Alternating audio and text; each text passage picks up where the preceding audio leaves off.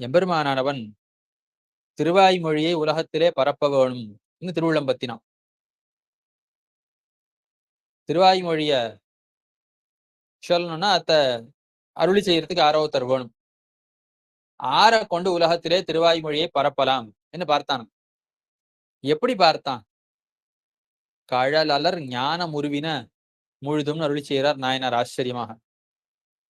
எம்பெருமானுடைய திருவடி திருவிக்கிரமாவதாரம் செய்தருளுகிற காலத்துல, திருவுலகளந்தருளின காலத்துல, உலகத்துல ஒரு சின்ன இடம் விடாமல், ஒரு அங்குல மாத்திரத்தை கூட விடாமல் உலகத்தை முழுவதும் அளந்தது. அந்த திருவிக்கிரமாவதார காலத்துல எம்பெருமானுடைய திருப்படி எங்கெங்கெல்லாம் பட்டதோ, எம்பெருமானுடைய ஞானம், அந்த ஞானமானது உலகம் முழுக்க பரவி இருக்கக்கூடிய ஞானம்.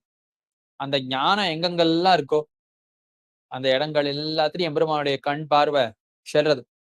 இவனை கொண்டு திருவாய்மொழி பாடி வைக்கலாமா, இவனை கொண்டு பாடி வைக்கலாமான்னு எல்லா இடத்தையும் தேடி தேடி பார்க்கறான். யாருக்கு மதிநலம் அருளி மயரோர மதிநலத்தை ஆருக்கு கொடுத்து ஆற கொண்டு உலகத்திலே திருவாய்மொழியை பரப்பலான் எம்பெருமான் பார்த்து அந்த கண்ணானது இலக்கு தேடி பார்த்து எங்கேயும் கிடைக்காமல் பள்ளமடையாக இருக்கக்கூடிய தெற்கு திக்கு, அந்த தெற்கு திக்குல திருக்குறுகூர்ல இருக்கக்கூடிய ஆழ்வாரிடத்துல வந்து அவரை கொண்டு இந்த திருவாய்மொழியை பரப்ப வேணும். அவருக்கு திருவாய்மொழி எம்பெருமான் சொல்ல என் முன் சொல்லும் ஆழ்வார் தாமே அருளி செய்யறார். எம்பெருமான் முன்னூறு சொல்ல ஆழ்வாருடைய ஹிருதயத்திலிருந்து எம்பெருமான் முதல்ல சொல்ல அத்த கேட்ட ஆழ்வார் உலகத்தாருக்கு திருவாய்மொழி அருளி செய்தார். சரித்திரம்.